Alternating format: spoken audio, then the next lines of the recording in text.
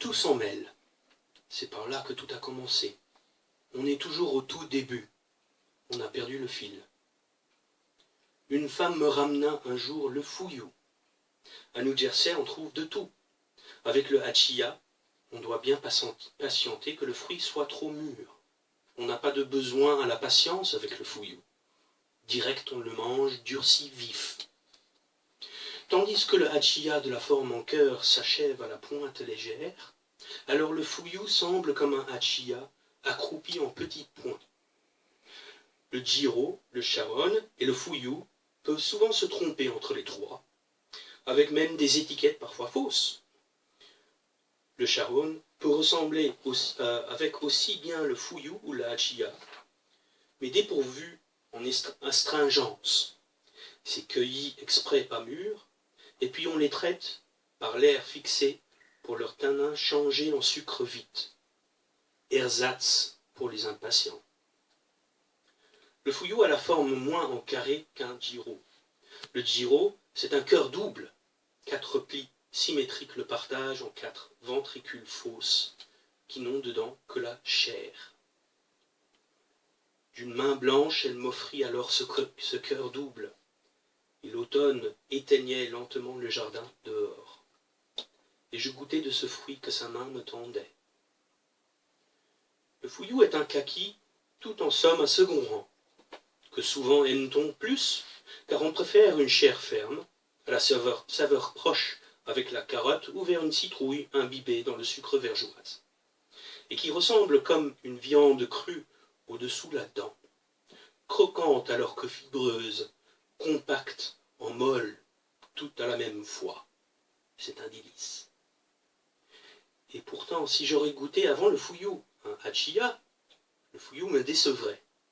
Mais tout contrairement, le fouillou me séduisit. Aussi y eut-il, après le fouillou, le hachiya. Le hachiya a suivi des figues de barbarie jaunes ou pourpres. Le pitaya, puis ensuite le physalis. Le tamarillo, après l'épineux énorme corossol épatant que je mangeais tout en entier et qui a ce goût banané poilu.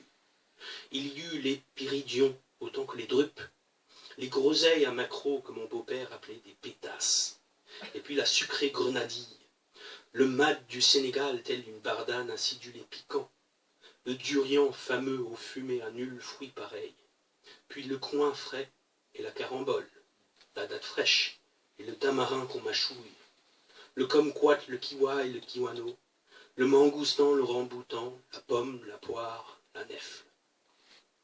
J'en mangerai volontiers tant d'autres, le curuba ou le sériman, la rosiante ou le caroubin, le limpou et le périgale nord aux frêles pétales maladifs. Ce que je ne connais pas, je le goûte. Je me gargarise et me régale tout le catalogue, ne fût-ce que dans les mots, le monde. L'une découverte mène à l'autre, avec chacune d'elles, je me marie. Alors, Henri a publié bientôt une quinzaine, je pense, de livres, 12, dont 10 chez Gallimard, je pense. 8, ok. Voilà. En tout cas, un certain nombre de livres chez Gallimard, et puis il y a un livre chez Champvallon, et dernièrement un livre chez Belin. C'est un poète magnifique, illustre, dont j'aime le goût pour le littoral.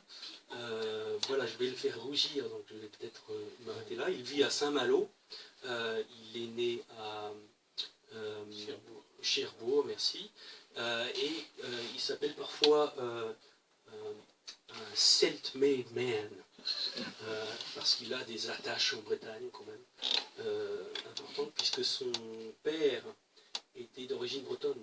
Oui, mon père est né en dessous de Dinan, en fait. C'est ça. Donc il a retrouvé des attaches bretonnes, en fait, au cours de la vie. Bon, je vais laisser la parole à Henri.